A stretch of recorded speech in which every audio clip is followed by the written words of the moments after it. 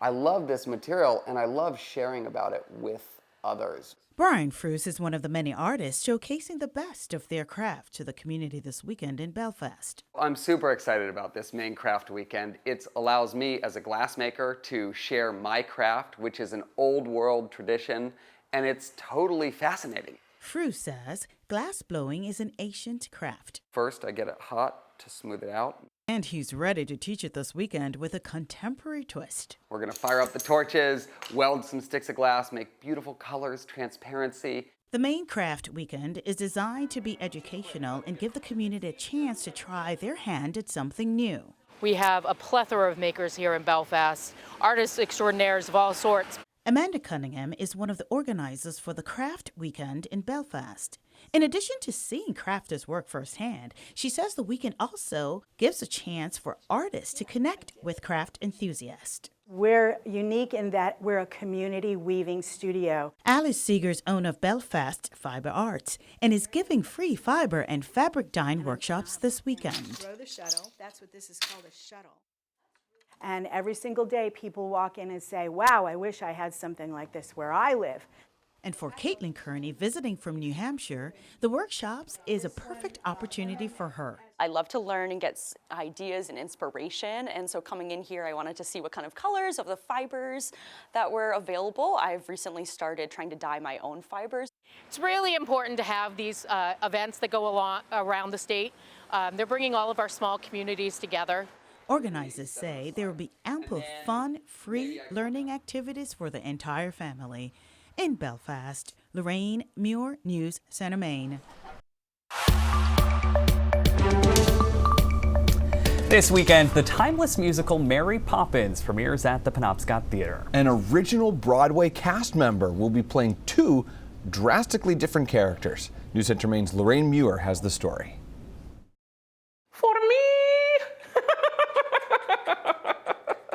Not so much this character that I play, but I think that's one of the reasons why I love doing the two characters. Janelle Robinson says her characters' journeys are part of a larger story that mirrors life.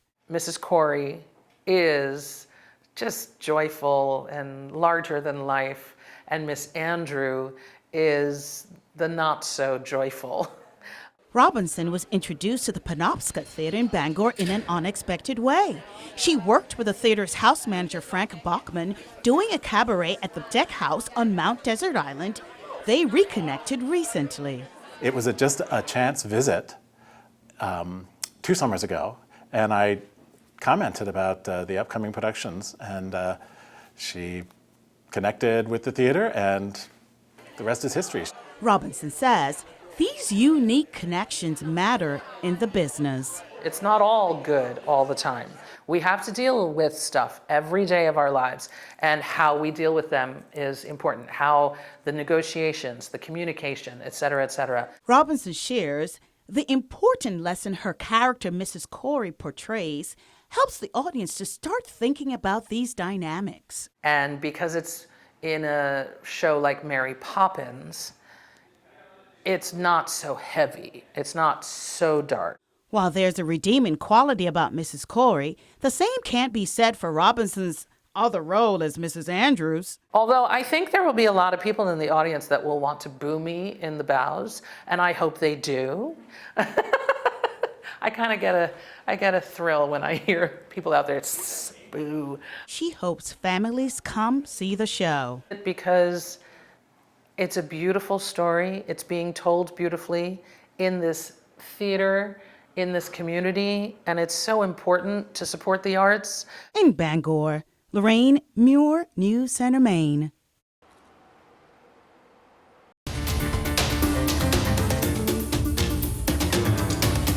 Across Maine, cities and towns are trying to find unique ways to attract more businesses, residents, and visitors to their downtowns.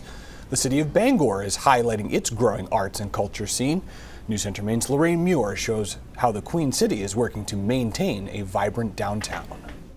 Part of our economic development, which is a huge piece of economic development, is what can you offer people in the arts and in the culture that's right there. After a busy summer season, the city of Bangor is showcasing more arts and cultural events to keep up momentum into the fall. big national acts like John Mulaney and Pete Davidson, a comic and toy convention, and theatrical performances are all serving as economic drivers. Which is fantastic for our residents to be able to, have that rate in the city that they live in. Exciting for new residents like Catherine Kilroy, who moved to Bangor 2 months ago with her daughter, and they quickly immersed themselves into the city's arts scene. We've really enjoyed the community here, the really artsy feel of it, of Bangor. The people are very welcoming, and I love it. That artsy feel and the closest of downtown is even luring back former residents like Amelia Armstrong, who can already see the changes from when she lived here in the 80s. I like the revival of downtown and a lot of the art shows, the sidewalk festivals and things like that have been happening. We've been here for 9 weeks, and I can honestly tell you it has been the best 9 weeks. Becky Garcia is the creative designer and owner of Paloma's boutique novelty gift shop that opened in August. She says the vibrancy of the downtown area and a welcoming community attracted her to this spot. And business is just booming. We are busy. We are getting ready for the holiday season. Sort of that chicken egg in economic development. If you bring people, then you're going to have businesses. And then if you have businesses, that brings people.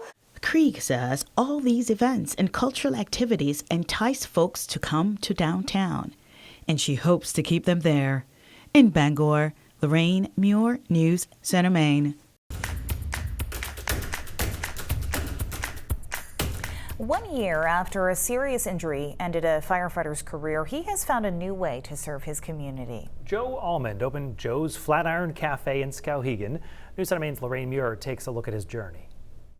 I'm feeling great. It's nice to see everybody come out and support me and support my business. Joe Almond is serving up coffee, tea, sandwiches, and more at Joe's Flatiron Cafe on Water Street in downtown Skowhegan. But this was never a job he thought of a year ago. I heard from my neurologist, and he was saying that most likely that I will never be able to go back to firefighting. Almond suffered a serious brain injury after falling 25 feet while trying to recover a lost drone. Unable to return to firefighting, he was presented with a new idea. He joked about a coffee shop, and I was like, huh. I thought, yeah, maybe, kind of thinking about it. The owner of 65 Water Street came to Almond with the idea just a day before he learned his fate from the neurologist. It took 2 months of recovery and 10 months of rehab in the building. Almond says it would not have been possible without support from his community, who started a GoFundMe campaign on his behalf. The biggest thing for me is all the firefighters that had helped get me through. From working to just supporting me. That's probably the best part. I think this day has been a day that we've all been waiting for. It seems so far away. Rick Caldwell is a close friend and served alongside Almond on the Skowhegan Fire Department. There's so many things that could have gone wrong that day he fell. He wasn't paralyzed. He wasn't going to bleed out. If you could see where he fell, it's definitely a miracle. Got to make the best of a bad situation, right? And why not turn something into something spectacular downtown that we need? Hannah Davis has been looking forward to having a coffee shop in town where she can take a break from working remotely. Almond is hopeful many more like Davis become regulars here. He says this moment is surreal for him. And I'm sure at the end of the day, I'm going to stand back and be like, oh my goodness, that actually happened. It's like we're here. In Skowhegan, Lorraine Muir, News Center, Maine. Joe's Cafe, by the way, open 6 days a week, 6 a.m. to 6 p.m. They're closed on Sundays if you want to check them out. Looked good. The Celebrate the Maine Lobster Roll campaign runs through to the end of July. Not only are customers able to bite into this Maine delicacy, but learn about those who made their meal possible, like Kurt Shumay. I love to put lobsters on people's plates because that's what it's all about, feeding people. Shumay comes from a family of lobster fishermen and has been on the water since he was in high school. I raised 5 kids and was married to my wife for 42 years, and I did it all fishing. It's fresh caught, it's so sweet, and it just conjures up a picture of the saltwater frontier. Brian Langley has been serving up fresh lobster at Union River Lobster Pot in Ellsworth for years. He's also the board chair of the Maine Lobster Marketing Collective, which is putting on this month's campaign and serving up quite the unique type of lobster roll. And that is a process that gets the lobster meat out of the shell raw, much like raw shrimp is, and then we deep fry it. And when that fried lobster roll is served, it'll come with a QR code that introduces you to lobstermen who fish up and down the coast.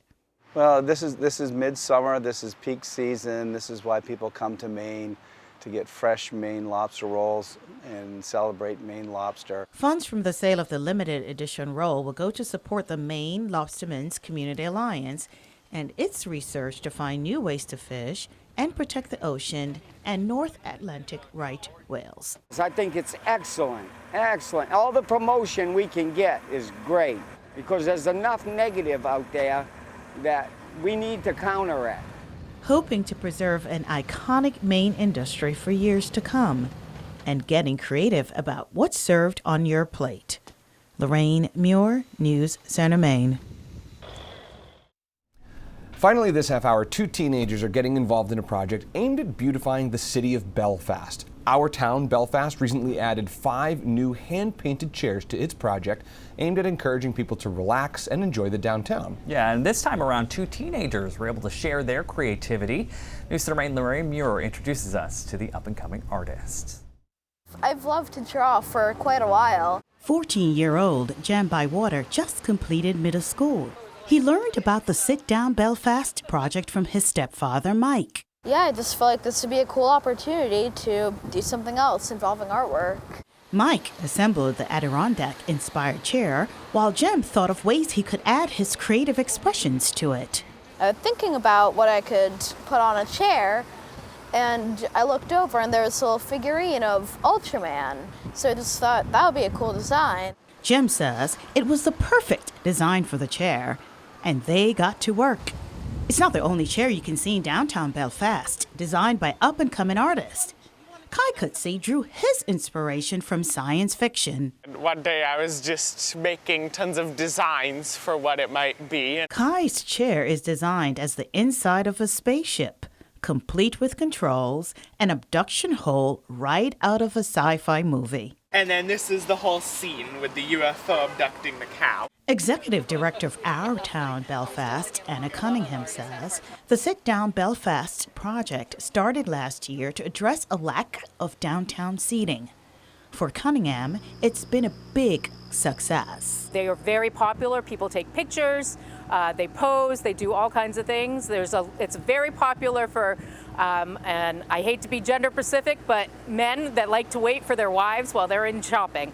Cunningham hopes the project will inspire more artists like Kai and Jem, and says she's working to provide more opportunities for public art. I'm really excited about it. It's pretty rad to just see the stuff that I made just right here where everyone else can use it.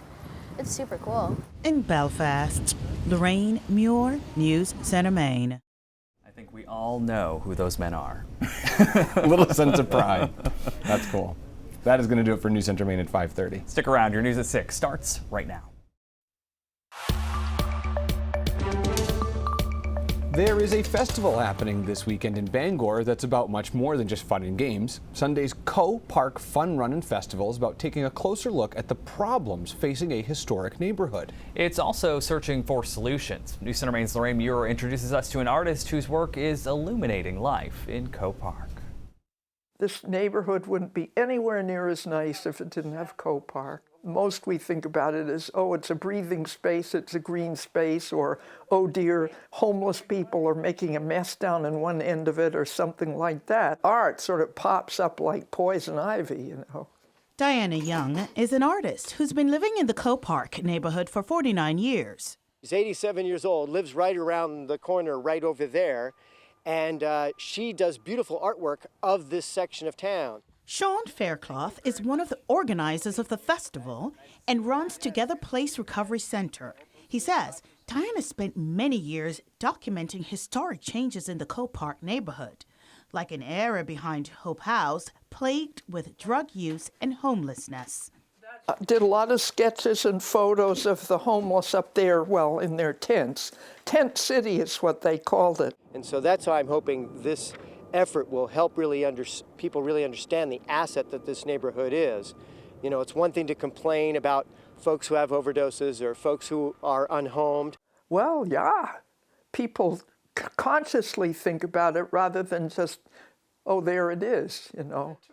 Faircloth says at Together Place, they host art and creative writing groups, and at this event will not only showcase established artists like Young, but also those in drug recovery programs. And we're going to have people who are in recovery helping with this event, participating in this event. Now I'm just grateful that the city planners put it there in the first place and hope that it can be a magnet for the neighborhood in a good way.